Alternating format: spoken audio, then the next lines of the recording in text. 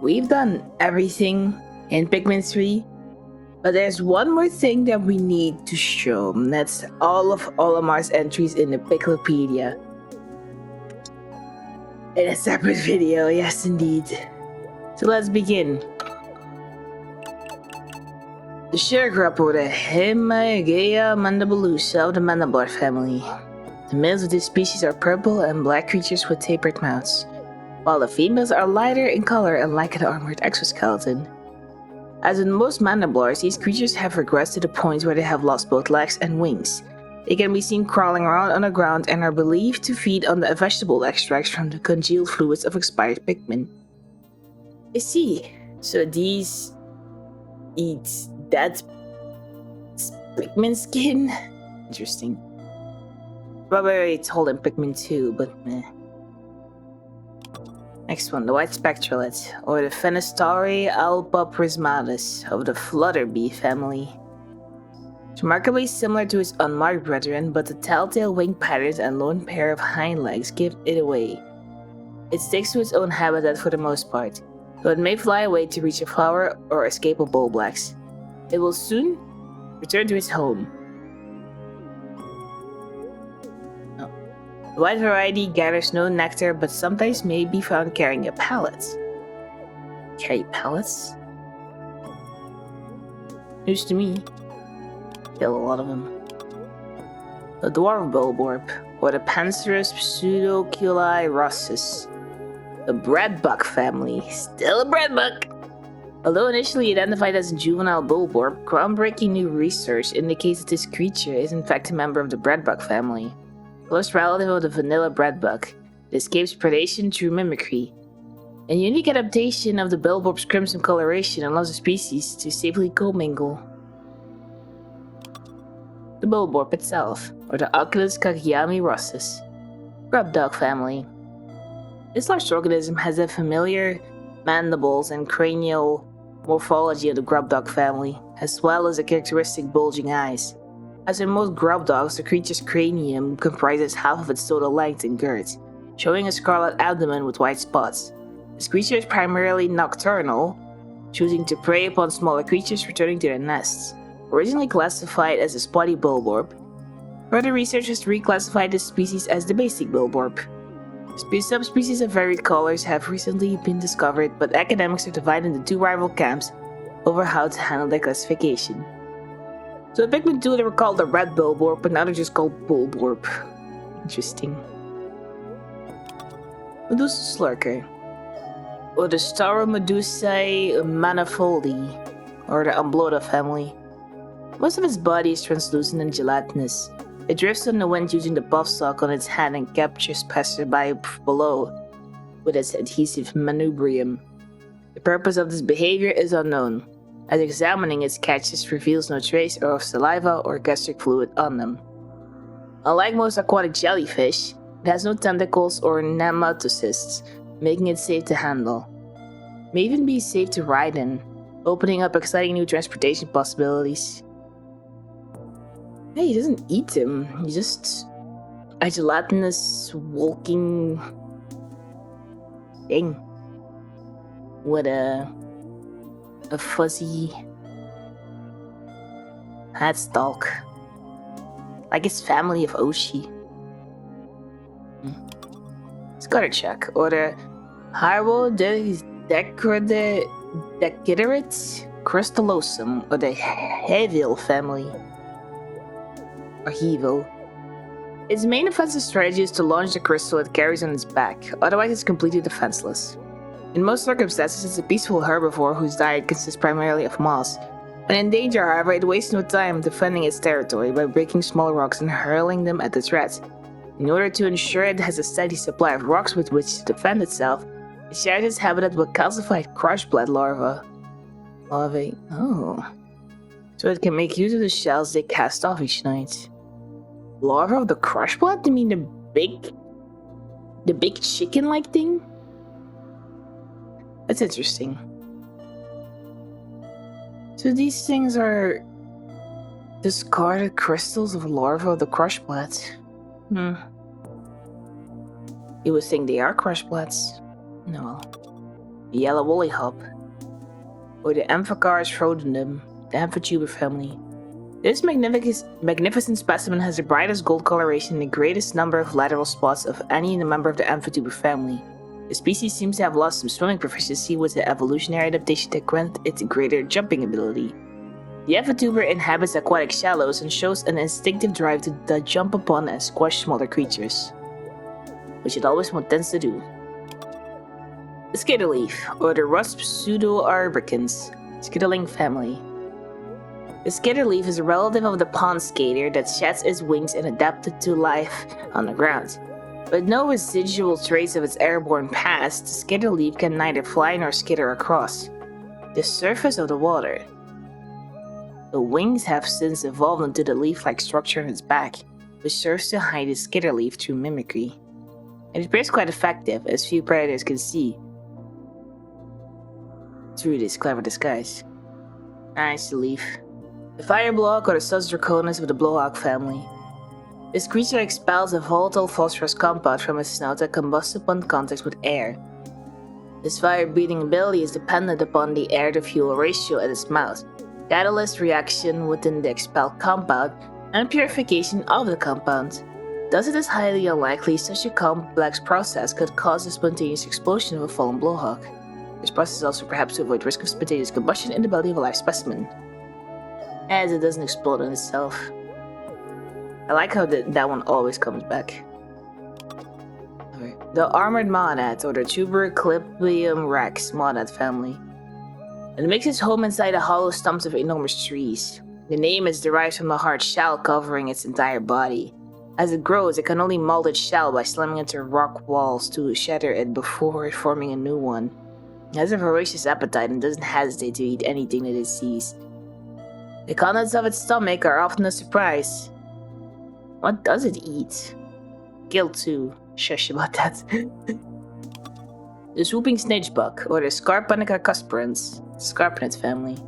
Scarpinets originally lived on the ground, sporting poorly developed vestigial wings.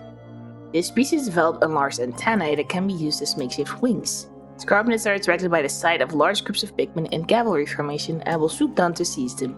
However, Scarpinates do not eat Pikmin. They will drop any seized Pikmin after a short time. The reason for this behavior is unknown, but I look forward to future research in the area. Yeah, when your ship's crashed. The jaw smite, or the Trilobitis reverse, of the Burnet family. Others within this family wear their shells on their bellies, but this one's shell functions more like a helmet.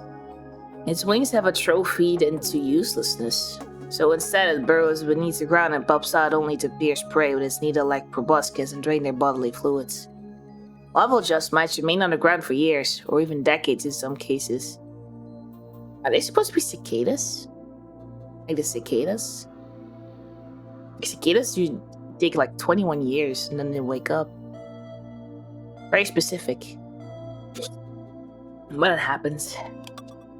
The pyroclasmic sloosh, or the Solucina vulcanis floosh family.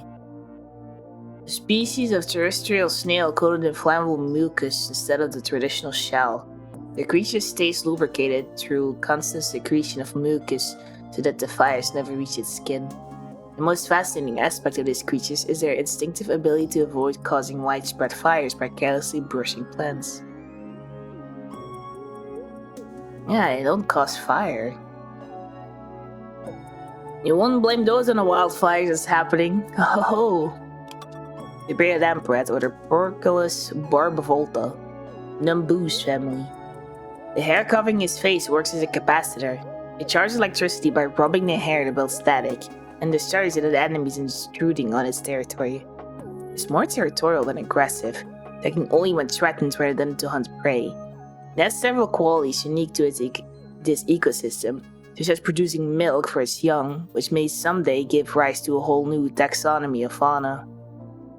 Yeah, mammals.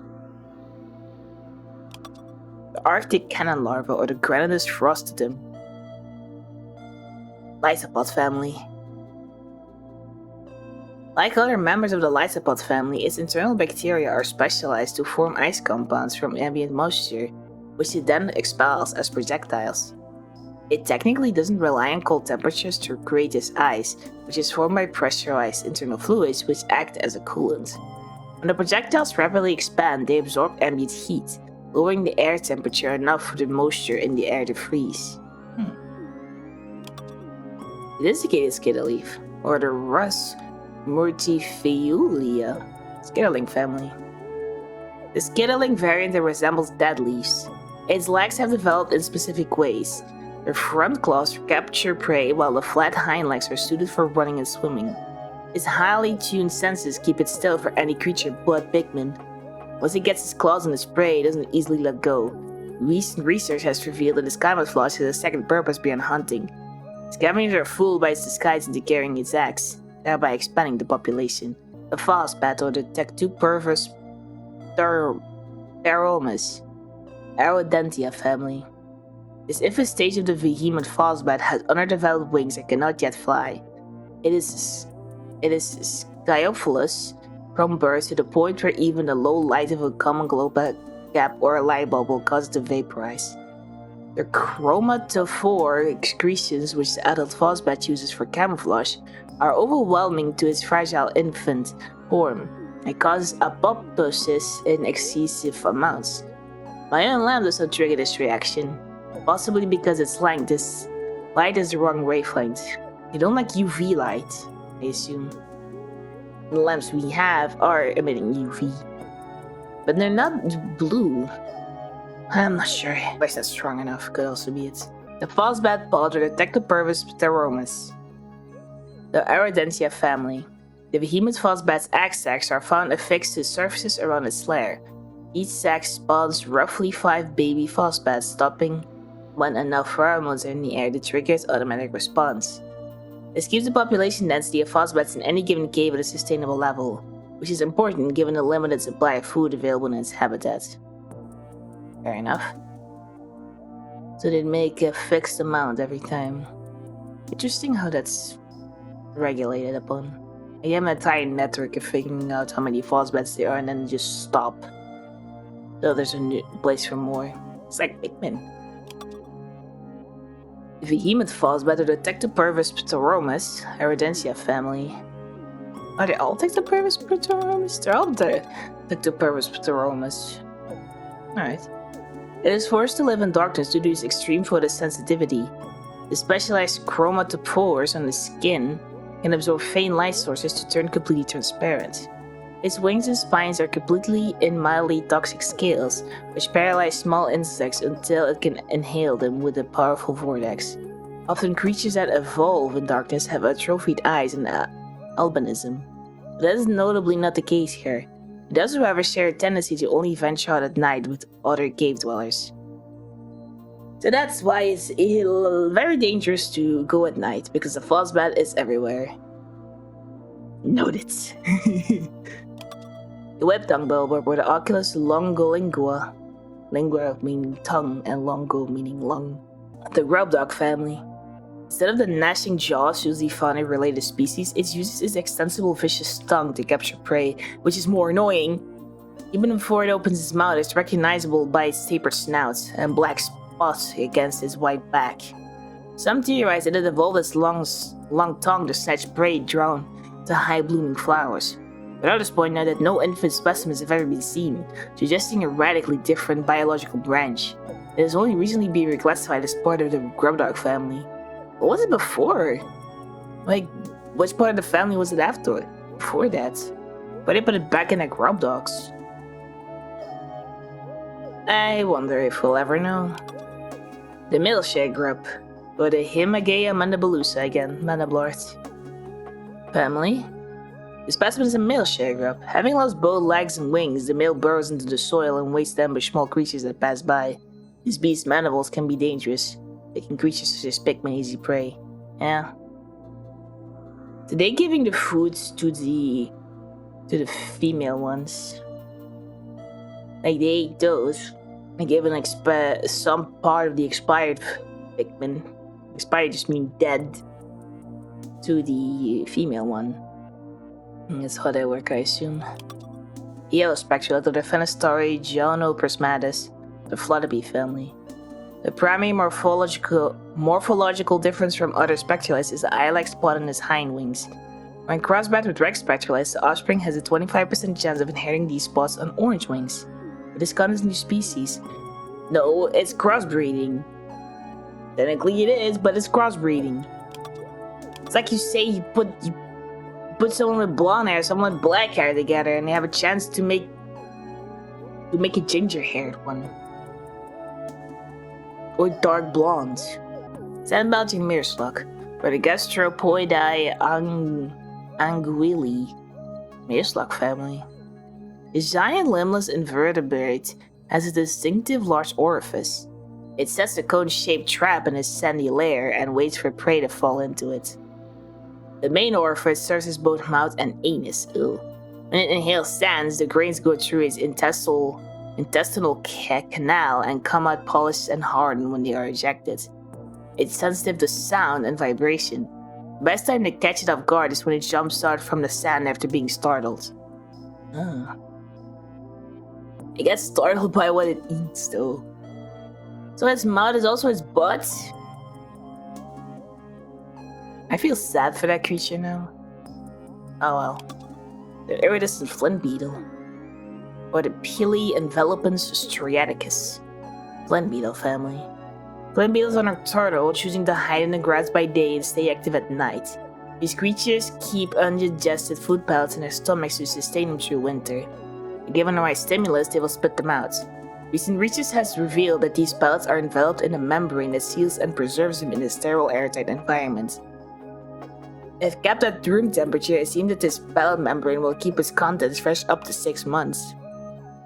The membrane may be made from the same substance that gives the exoskeleton of the flint beetle its beautiful sheen.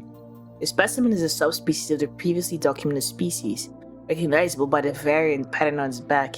I wonder how were they were able to take all of the species with them.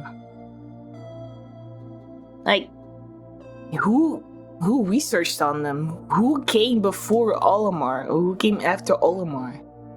To say like, yes, I want to document all these species.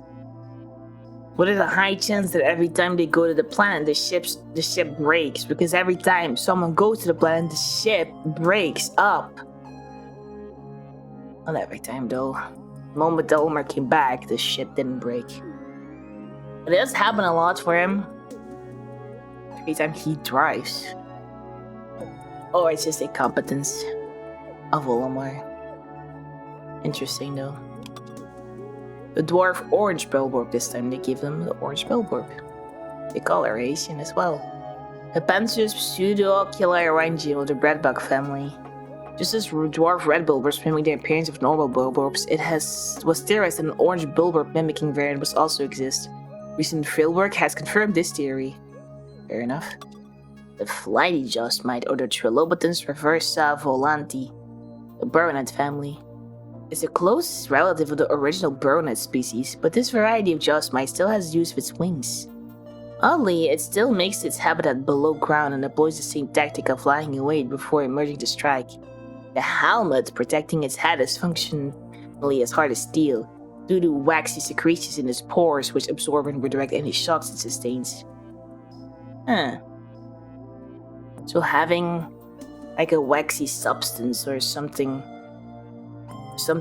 that is actually some kind of fluid, but also more solid in your stuff gives it extra defense. Interesting. The puffy blowhawk, or the Sussimflata blowhawk family. This species of blowhawk uses internally generated hydrogen to inflate the flotation bladder and hover above the ground. The creature's electrified pulse creates a sash of color that flows along the surface of its body.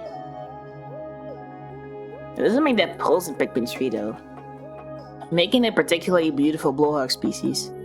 Precisely how it is able to internally stabilize its highly explosive hydrogen and simultaneously generate electricity remains a mystery.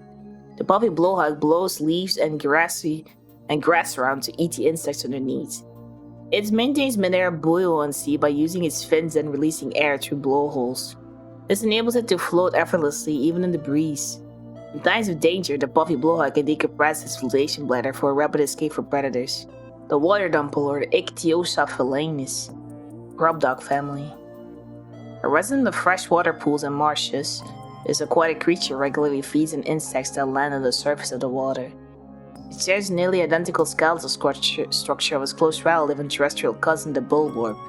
This may offer clues to its evolutionary origin and suggests that it only recently immigrated to an aquatic habitat. I wonder if we're able to actually find one that stayed in the aquatic habitat much longer instead of this one, and it turns into a gigantic dumple.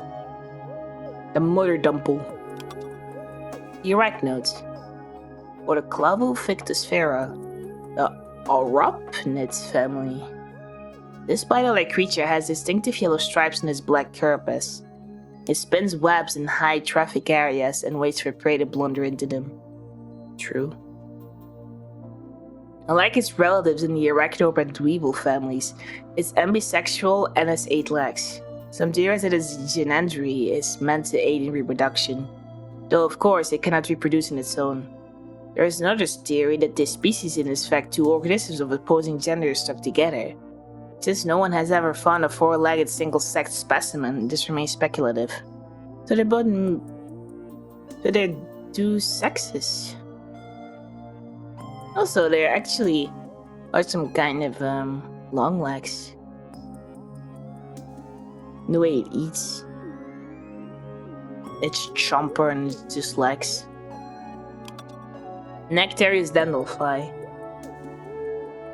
No, the Anisopterid ambrosius Dandelfly family. Its life cycle comes in 2 stages. First, it hatches underwater, where the amphibious larva preys on tadpoles and other small aquatic creatures. After it grows large enough, it takes to the surface and completely changes its diet to focus on plant nectar. The more nectar it feeds on, the more segments form on its abdomen. Upon reaching 5 segments, it is a mature adult ready for procreation. Its straw-like proboscis curls upward to prevent a reflux from the nectar it stores. Okay, so it makes sure that it doesn't puke out all the nectar after it's full. But it doesn't get rid of it if it gets hit, or it just releases it when it's threatened. Explains why it's running away and not dying. Like, we didn't kill any of them. We can't kill them, they just fly away and then just stock up on more nectar. The orange bulwarp, or the Ochlus Kagayami orangium, grubduck family. This bulwarp species boasts a garish color pattern with deep orange body and black spots. The orange bulwarp's yellow bloodshot eyes makes it clear that this bulwarp is excessively edgy and high-strung, making it much easier to wake from a deep sleep than other species in the grubduck family. And they're very annoying and dangerous. Scornets. We killed 356 of them. We almost killed a year's supply of scornets. The Spargatus advantis hunting pack family. These highly social insects always travel in groups. Each of them has a unique role in the colony. This type is a small, though still adult worker female. Rather than lay eggs, they spend their lives carrying out the queen's will. In response to the queen's sonic commands, they move in unison as if they were a single entity. They see them dance through the air as it's a sight to behold. But don't look too long, their stingers are still deadly. The Scorpion Maestro, or the Sporcatus advantis, or the hunting pack family. Known for its striking lyriform mouth, it does not settle at a particular nest, but migrates across the waters in search of food. In the spring, the Maestro awakens from its hibernation. Before the advent of summer, she travels with a male partner to the cooler climate of the mainland, where food is plentiful. The male is smaller than the Maestro, with a white body and blue feet, back and tendrils, that has no wings and thus cannot fly. So feet. What? We never saw one. The Maestro secretes a pheromone to control workers to carry out its commands, which it issues via complex musical cues. When the Maestro is no more, the listless and directionless workers perish along with the rest of the colony. So the Maestro is the queen? Or is it? Is that the queen, or is it just a random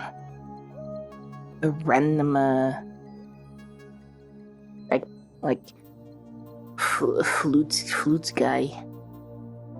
Miss Sputtlfish, or the Pseudocephalopoda fluorescens. Squirtler family. Achieving a translucent look without aerial force and featuring 2 tentacles instead of 10 are the signature characteristics of the Squirtler family. Its radial fins, resembling the petals of a flower, lend it a certain beauty as it swims, making it a popular ornamental pet. It can heal light abrasions and cuts via photosynthesis through its symbiosis with Zooxanthella, so if you engage it, be sure to finish the job. Jesus. The Pokemblino, the bitch piranha, is what I want to call it. Nerolingus piscitum, or the Ellipse family. Many assume it's underdeveloped due to its large eyes and lack of fins, but this is simply its normal fully grown form. Though its dorsal and ventral fins have atrophied, the long caudal fin helps to compensate for this. It can leap high enough out of water to catch low-flying prey. The scales comprising the round patches along the sides are known to turn light pink during breeding season. Light pink. Wait, are they always in breeding season the moment we find them? Funny how they're made out of these tropical wilds, but they're everywhere.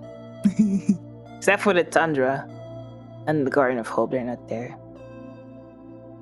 Now, tropical wilds is fine. Yeah, they're in tropical wilds. They're in Twilight River and in tropical wilds. The Waddlepus, or the Opsiuthe Ayakiobula, Flobler family. I like how we have a Squirtler, an Ellipse, and a Flobler. 3 different families together. Its eyes and stubby feet make it look like an octopus, hence the name, but it's closer in anatomy to a starfish. It's nocturnal and sleeps by day, but stays alert for approaching predators, which it drives out by puffing itself up and releasing bubbles. Closer research suggests that the true purpose of the bubbles is to protect its eggs during spawning season. Every time we defeat a creature, it's during their spawning season. During their naughty sex season. Pretty Bloister, or the Molluscid Minionicus molluscan family. These species of creature has yet to fully evolve from shelled mollusk to the more advanced Bloister. Compared to the Bloister, this creature is significantly smaller. The fact that its mandible do not protrude as significantly as the raging Bloister is due in part to the fact that, like most mollusks, its vital organs are located deep within the creature's carapace. The claw-like appendage on its back is actually a gill. Prefers a watery habitat from within it can capture unsuspecting small prey with its sticky tendrils. Like how he refers to the raging Bloister, but it's never shown that the Bloister is in Pikmin 3. But because it's the same planet, the raging Bloister does exist. That's how he knows. But we, the older people who never played Pikmin 2, will never know. The bug-eyed Chromat, or the Camabarus subterranate, Chromat family. Like its close cousin, the hermit Chromat, it makes its home in a burrow rather than a shell. It has abnormally underdeveloped eyes, with which to detect prey in cloudy water or low visibility mud. These enormous eyes can perceive circular polarized light as well as the ultraviolet and infrared ends of the spectrum. It's well protected from predators, allowing it to live for upwards of 50 years and grow to immense size by repeated ecdysis. The heck is ecdysis? The process of shedding the old skin or casting of the other cuticle. I'm guessing the cuticle. Yeah, it's a cuticle. So they excrete the cuticle after every time. So it's just like shedding its skin. Ecdysis is just shedding skin. New word! Ecdysis. Bacchus aristocrat, or the Brachiorysis asurio, onion shell family, typical name. Its unnaturally large claw is used for catching prey, for self-defense, and most surprisingly for its mating goal. Ooh. Most aspects of the crab's life revolve around it, which may explain why the crab becomes fearful and docile when the claw is damaged. Ah, that's why it runs away. It will also account for the claw's remarkable regenerative capabilities, which can restore it completely in a single night. It's also known to blow bubbles when under attack, but it's a result of it venting from the wrong discharge valve when under extreme stress. Also, the moment we destroy its claw, it's actually very panicking. It's like, stop please. And every time it does this, it's just trying to mate. It's looking for someone to mate. That's my theory about it anyway. Next one. Excuse me. The Quagmire or the Tresterpos Gigahenum, Tresterpos gigahenum, Myclops family. Our rule of thumb is that the larger a creature is, the more it must consume to support its body weight. The Quagmire is no exception. It uses its root-like legs to drain its environs of nutrients, to the point that puncturing it could improve the entire surrounding area's ecosystem. It also catches small insects using a hidden tongue and a wide mouth found all about its circumference. What prey it manages to catch, it dissolves into their base compounds such as nitrogen, phosphoric acid, and potassium. Its insides are fertile ground for a variety of plants, including sleeping beauty and dusty mushrooms. Some theorize that the fruit-like growth atop its main body is in itself a parasitic species living off the nutrients it drains from the Myclops' enormous body. The fruit isn't the Myclops. The Myclops is the entire thing. And the feet are where it feeds off, and also the entire tongue it has in its circumference, or its circular mouth. Cool. The hermit chromat, or the Camalbus rustica, chromat family. Looking at the eyes and sickle-shaped legs characteristic of squillas, one would think this is a squilla relative. In fact, it is a relative of the hermit crab. This species, however, has migrated from seaside life in a shell and instead inhabits burrows in the ground. While its legs appear sickle-like, they are pincers it used to snap at its prey. It prefers to feed on small creatures that pass by its lair, dragging them inside to eat them. Now and then the third one, it just eats them with its pincers. In the outside, so there's still a chance of saving them. The skeeter skate, or the Gyrridus clavomacula, Spitter Spatter family. Yeah, good name, Spitter Spatter. It skates on water at high speed thanks to the tiny hairs on the tip of its feet. These hairs are coated in an ultra-hydrophobic substance to minimize friction against the water's surface. Its long proboscis functions as a straw to take in water, which is stored in a reservoir in its head, as well as to spot it as a weapon against small insects. While taking in water, it also takes in microscopic plankton, meaning that its prime mean of defense is also a feeding mechanism. So it feeds the water, slurping on the plankton, and then spits it all out because it doesn't drink the water, or it doesn't eat the water. The only thing it eats is plankton. It's the start of the whales. The Walpole, the Amphicarus frodonum, Amphitrooper family. The woolly elf spawns in early spring, laying its eggs on low-hanging tree branches and shrubs growing in near lakes and ponds. Such unorthodox amphibious behavior is a defense mechanism protecting the eggs from predation by blue Pikmin and water dumples. The woolly hops, while hopping near the shoreline in early spring, is thought to be a method of driving predators away from the Walpole eggs. Oh, the Walpole is sacrificing themselves to save its brethren. Cute. Shaggy longlegs, or the Pseudo-Arachnia capillum, Arachno family. Thick hair grows in its spherical center as well as joints. One would think it's there for protection, but it's a simple matter to pluck the hairs out. Several coloration variants have been cited, most likely due to regional characteristics rather than stress or advanced age. They normally sit docile above trees, but will descend to scare off intruders with loud footfalls. Or they're just in the tree and sing like, "Who's this bitch running around beneath me? I'm just gonna kill him." That's what it thinks. The body longlegs, or the Pseudo-Arachnia calvatum. Still the Arachno family. Technically, this is merely a shaggy longlegs that has lost his hair, but since the hair never grows back, it is considered a separate species and classified under its own name. It has similarities to the beady longlegs, but it doesn't secrete wax from its exoskeleton and thus lacks its cousin's unique patterning. Yeah, like the beady longlegs was very shiny, and it just dies off like that. The absence of wax allows small insects to climb its legs without slipping. Its central orb splits horizontally, but researchers have yet to determine the significance of this difference.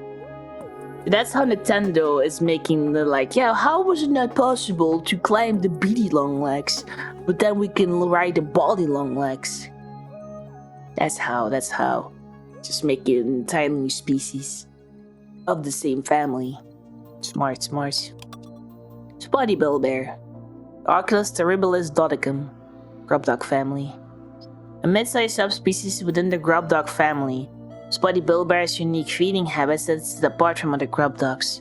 The spotty billbear's patrols is set bad searching for prey instead of passively feeding on creatures that wander into a limited territorial range. When entering billbear habitat, it is wise to proceed with extreme caution, until the billbear's patrol paths can be clearly identified. And figure out how he walks and then just avoid it. The moment he sees you, he's just like, aha! Gotcha! Then you're dead. Like you're smart enough to just throw a Pikmin in his eyes. Dwarf Billbear, Oculus terribilis. There is Oculus terribilis, and this is just the Doticum. Until they get the Doticum in its name, it's just an Oculus terribilis. Grubdog family. Grubdog larva in its third stage of development. This creature's body structure is nearing maturation. However, unlike mature billbears, it is yet to claim its own patrol route, and thus it is dependent upon its parents for guarding direction. Oh. Wait, if it's an adult and it doesn't stay near the billbear, will they fight if they're two spotty billbears together? I guess so. The burrowing snaglet are the Chiropedis anacondae, Snavian family. Majority of snaglet species lie in wait to ambush and capture prey with a body type perfectly adapted to such sudden strikes. It virally attacks small surface-dwelling insects. Distributed across a relatively wide range, subspecies of snaglet suited to the varying soil conditions have emerged, making the snaglet the most geographically represented species besides the billborb. Closely resembling the burrowing snaglet is the burrowing snarrow, the range of which partially overlaps with the snaglet's range. While the two may appear similar, when pulled from the ground they can be distinguished by the presence of absence of tail and wing markings. The only thing they have is a foot. Swarming sharecrop, or the Himagaia turba, mandiblord family. In contrast to the more common variety of mandiblords, it spends its entire life above ground without ever going below the surface. It hunts for food in packs, preferring to feed on nectar and fruit juice since its jaws are weak to capture prey. It grows quickly after feeding, but it has difficulty moving at its larger size. The calcified crushblat or the Durotesta longus crus, crushblat family. Originally, these creatures were water-based mollusks. Their hard shell let them live on the land by keeping its soft flesh from being exposed to predators. It absorbs nutrients from the water through its skin, which is a relatively inefficient way of feeding compared to hunting. As a result, it spends most of its time sedentary due to its low metabolism.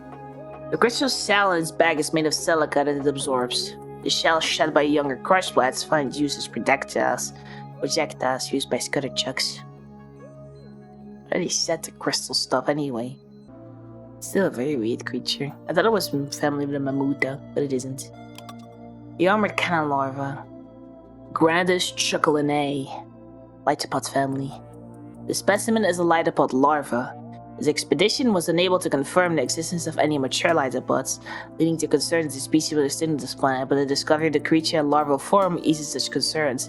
Litopods, like flint beetles, use internal metabacteria to aid chemical digestion. These metabacteria can only survive in certain environments, such as within the body of certain insects, so litopod larvae do not contain any metabacteria immediately after hatching. Larvae feed on partially digested or regurgitated by mature litopods, ensuring the larvae obtain metabacteria they would not normally have acquired. If they didn't eat, they would die because they need metabacteria that they need from ore to actually survive. Interesting. Sharewake, or the Hemagaia valaris, mandiblor family. Unusual for the genus, flying mandiblors have retained their wings. However, only the adult males of the species can fly. Females of the species spend most of their lifespan on the ground. They do much for a period after maturation to spawn, but they never metamorphose. Watery blowhawk, Suslugians blowhawk family. A variant subspecies of the fairy blowhawk, the watery blowhawk lacks several of the dominant genes necessary for the production of fire-producing catalysts and thus expels jets of the non-flammable liquid. Same thing. The subspecies appears to have only recently evolved. However, the hereditary traits of this variant are dominant and highly robust, so its population is rapidly increasing. Yeah. Plasm rate. Oh. Plasm rate. Structural flaw varies. Weight unknown. What a marvel this creature is. Constantly adapting to new threats, it can manipulate fire, water, electricity, and its own body to form wings or an armored carapace. It takes several squads of Pikmin on frequently rotating duty to keep up with its shifting nature. I wish I could construct anything so effortlessly flexible. Its attacks leave behind little pieces of itself, so if you can eliminate those before it reforms, you can wear it down little by little. Tony. Wow, it really did not want to let go of Captain Olimar. So that budding interspecies romance I smell? Is that budding interspecies romance I smell? Anyways, I bet that gunk would make for some good lotion. I should have bottled some of it so I could sell it back on Kopai. Charlie, this thing doesn't know what it wants. 1 minute it's soft, 1 minute it's hard. First it's big, then it's small. It's on Olimar, but it doesn't want to hurt him. We're practically doing it a favor by taking it out. Anyway, that Olimar guy must ooze charisma to get such an alien creature to follow us anywhere. He's a ship captain and I'm just a squad captain. But that still gives us something in common. You have to be taking notes. Nah. Louis. Despite its refreshing citrus scent, the flavor of this beast is decidedly dangerous. Olimar. Plasma rate, unknown species, unknown family. This unusual life form consists of an formless body around a hard cubic core. The body can shift not only into different shapes, but into different substances. It reminds me very much of the water rate, and at first I wondered if it was also an ectoplasmic incarnation. However, enough others have seen and encountered it to dispel this theory. The creatures living near the plasma rate must be formed from its gelatinous substance, since they'll liquefy upon its death. It's not clear what purpose they serve for the rate. It's currently unknown what caused the hole in its torso, some sort of manifested psychic wound. But the search for this cause may lead us down the path to unraveling the history of evolution on this planet. Yeah. For some reason, it's been said that it's not the same as the water rate. It's an entirely different rate. And again, we don't have any much more info of the Gulags from Pikmin 1, so it's not certain. Maybe it's the water rate that evolved, I'm not sure. The rest speculate, because it's the last one we found. Structural flaw, weak, height, weight 1. There must be a reason for the color variation between the various models of this creature, but I haven't yet figured out what it is. This one is probably my favorite though. You can't go wrong with red, he's blue. But one of these red beauties flew really close to me once I was standing still. It did it to me and I smell as sweet as a flower. It's funny how the ultra spicy nectar it carries doesn't seem to make it any more excitable than the rest of its kind. Maybe it's just better at keeping it together. Charlie, though red is a universally recognized symbol of danger, these creatures couldn't hurt a fly. A shame too, because there are plenty of monster flies. Because there are plenty of monster flies on this planet, which could use some hurting. Louis. Spread larvae on a slice of toast for a toothsome and protein-packed breakfast, or fry out the wings at any time of day for a crunchy snack. Captain Olimar. Red Spectacles, Venustrati, Rostoprismatis, Flutterby family. Its red wings have several spots, unlike the lone spot on each wing of the yellow variety. Its scales contain trace amounts of ultra-spicy flakes, which are mixed into its saliva and it sucks up the nectar from flowers. The combined flakes, saliva, and nectar are refined into ultra-spicy nectar inside the creature, which it uses as a growth supplement for its eggs. Despite this, its reproductive capabilities are quite low. It is for this reason that the red variant fetches astronomical prices among collectors. That's the end of the Piklopedia of Pikmin 3.